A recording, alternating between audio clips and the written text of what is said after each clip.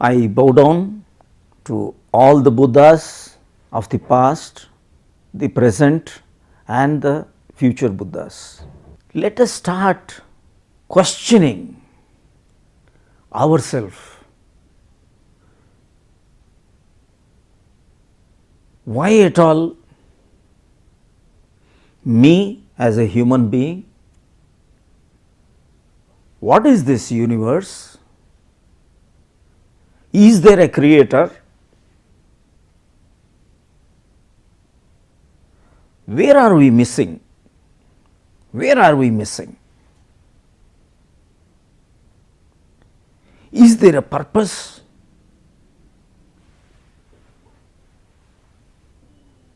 Let us question each and every bit rationally, try to arrive at the truth. Truth is absolute. Are we trying to see the truth through the mind? The mind itself is imperfect. The mind means the flow of thoughts. Vritti pravaha iti manaha. So, through thoughts, can you understand the state of no thoughts? Can you understand the mind by itself? Will it reflect the truth? Are we prejudiced? Are we biased in our whole approach? Once you will understand this part, you need not believe anything. Perhaps the belief in even God, whether you are a believer or a non-believer, it is absolutely unimportant. What we absolutely need is the truth. Let us question, let us inquire what actually is the truth. Now, when we approach the whole truth, let the tools be tested. Why at all this meditation? Why at all this pranayam? Let us understand each and every small process we undergo in spirituality. The prayers, the mantras, the tantras, the yantras, the normal ritualistic worships, chakras, the mudras, the kriya, the kundalini, all these things let us analyze. What is this buddhi? What is this self? Where is our center? Are we trying to understand the center standing at the periphery? These are the points to understand, to discover our own self. The discovery of self is very, very important. Why are we feeling that whole life is meaningless? Is really the life meaningless?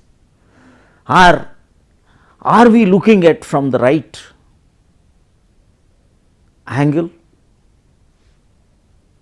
Let us explore each part bit by bit.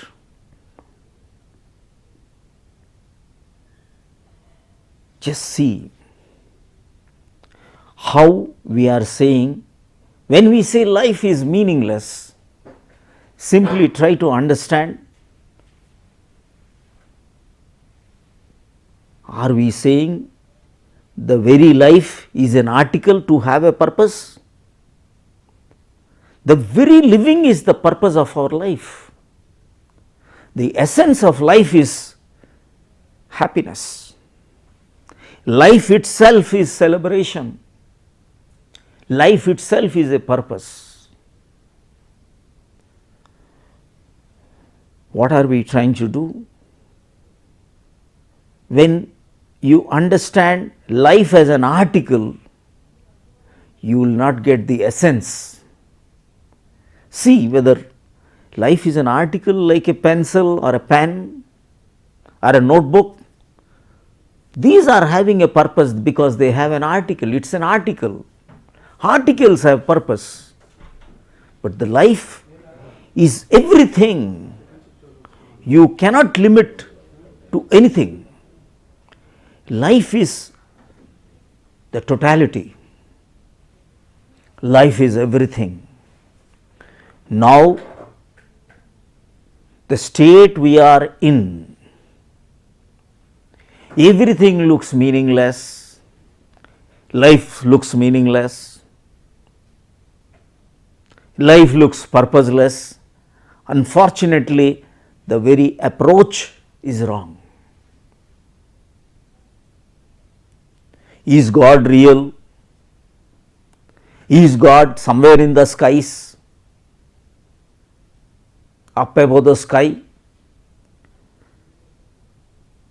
Don't you think we are making even God an object to look outside? Only outside, the objective world is what you look outside. Have you seen the subjective dimension? Or we need to transcend these both the dimensions of body and mind to understand God?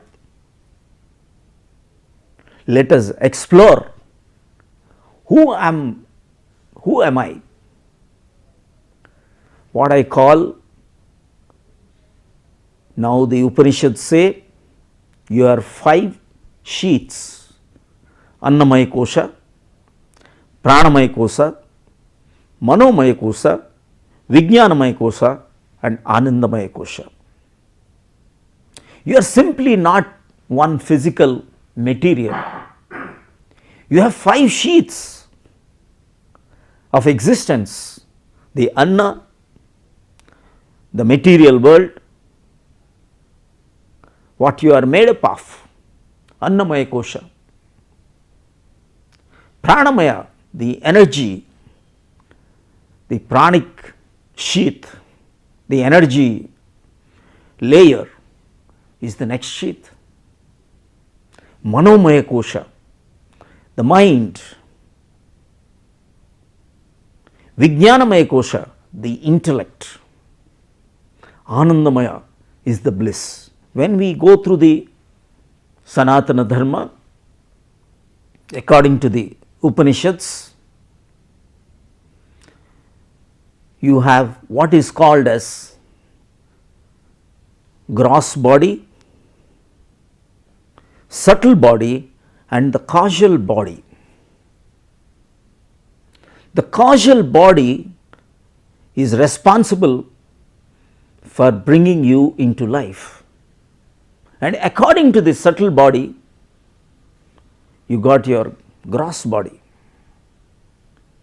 From causal, the cause, to the subtle, subtle to the gross. What we call as me, what we call as body mind complex, body mind complex is not two, it is only one. Body and mind, you are only one. The body is gross mind and mind is the subtle body. It is forming as body and mind complex. Whatever we find today as mind, What is this mind? In this container, the contents is the mind. All the thoughts, all the past and all the future, imaginations about the future, regrets and experiences of the past are contained in this particular what we call as mind. The mind is containing nothing but the past and future. In the mind, the present does not exist at all. Mind means knowledge of the past, and mind means the thoughts about the future. It contains the past and the future alone. Mind means not the present at all. In the time sense, the past time and the future time. In the space sense, the past sense, past space and the future space. So, in time and space continuum, you are never in the present. Who is that? The Upanishads say this moment is the truth. Sat, Chit, Ananda. Satyam, Shivam, Sundaram. The Sat is the truth, whatever is absolutely happening at this particular moment. Chit is the consciousness. When you are totally with this moment, you are with Ananda. The Sat, Chit, Ananda or Satchit Ananda. The same thing is Satyam, Shivam, Sundaram. Satyam is the truth that is of this particular moment. Truth spoken is untruth. Truth experienced in this particular moment is that absoluteness is called Satyam. Shivam, again the consciousness. Satyam, Shivam, Sundaram, the beauty. When you are with this particular moment, your consciousness is absolutely merged into the present. Ishvara, Shiva says, in the present you are eternity, you are everlasting in this particular moment. This particular moment is only the truth. According to the Brahma Sutras, Athato Brahma Jignasa, Atha Yoganushashanam.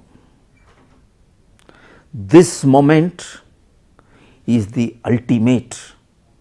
So, why we are not able to stay in this moment? Because everything we experience in this world, when it is not fully experienced, then it becomes a thought in your mind. Any unlived, anything that is unlived by the body will become a thought. All thoughts are the unlived past. The day you want to fast, you will think more about the food. Any pseudo spiritual people who says money is wrong, he thinks about money. Who says sex is wrong, when it is repressed, it comes out with double vigor and he dreams about it. Actually, in fact, all your thoughts during the day and all the dreams during your night are one and the same. Thoughts means when you are not conscious, when your consciousness is absolutely missing from you, you will have a thought. Similarly, when you are asleep, swapna avastha, according to the Upanishads, there are 4 avasthas: Jagriti, Swapna, Shushupti and Turiya. Jagriti, the so called Jagriti, is not complete Jagriti. It is not complete awareness. You are not a total witnesser. Your conscious is not absolutely present even in Jagriti. This is the reason for our whole becoming 4. When you become the pure conscious in that no mind state, you are in the Turiya avastha, the 4th state, the dot in the pranava, the dot in the Om. Unless we become that dot, A-U-Ma, beyond that, transcending that, we become what is called the 4th state, the Turiya avastha, the superconscious state. So, when you are unconscious, that means you are in sleep. Sleep means absolute unconsciousness, swapna. Shushupti is another state of sleep where you are dreamless. In the dreamless state, what is happening, you please see. It is like peace, the state of peace and tranquility, but you are not aware. You are not aware. So, what is important is awarefulness. When you bring in the state of Shushupti, that becomes the Turiya. This is the state of Samadhi. Samadhi, Sama plus Dhi, the equanimous intellect, the knower, the knowledge, the knowing, the object, the subject, the experience become one. So, mind itself is unconsciousness. Mind can exist only when you are unconscious. Only when the thoughts are there, the mind is existing. When you are totally conscious, only the inner being, the heart, the core of your being is present. When the thoughts are there, absolutely you are not there. In any moment, if you are looking at a rose flower, even the thought of the rose will stop the knowing of rose. The moment the thought of rose comes to you in front of you, then your experiencing of rose will stop, because you will say, I know what is rose. Absolutely as simple as that. That is why in Upanishads it is said, the knowledge itself is the barrier for knowing. Our mind is such a difficult instrument. If you know how to use it, it is something like aeroplane. You can use it for flying, or you can use it simply as a bus. If you know how to use your mind, mind is a wonderful instrument, something like a fan. When you want it, you have put on the fan. It is like your legs. When you want, you will move. otherwise you do not move at all. But what do you see now, right now? When you are eating your food, the mind comes in between, you are thinking something. It is absolutely, see what happens to you.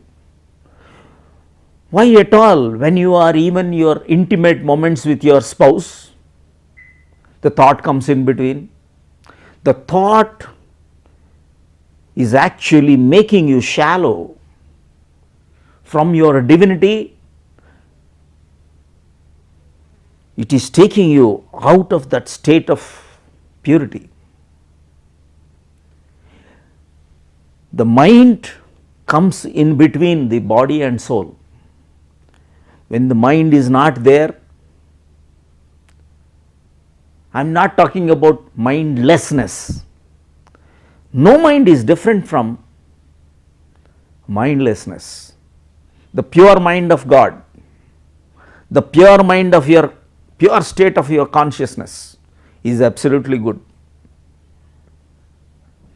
Nothing wrong with factual memory, but psychological memory. Yesterday somebody had scolded you, he has changed, you have changed, but we will certainly, all absurdity of the past will come in between you and him. Every moment, just see, suddenly some thoughts flow through you. The thoughts flow through you. When the thoughts flow through you, you are no longer there. The purity, the conscious state is missing. So, basically you should know how to use your mind, how to make your mind a pure mind. It is something like a crude oil, you distill it and that becomes a aviation fuel. Just simple crude oil, it can become aviation fuel.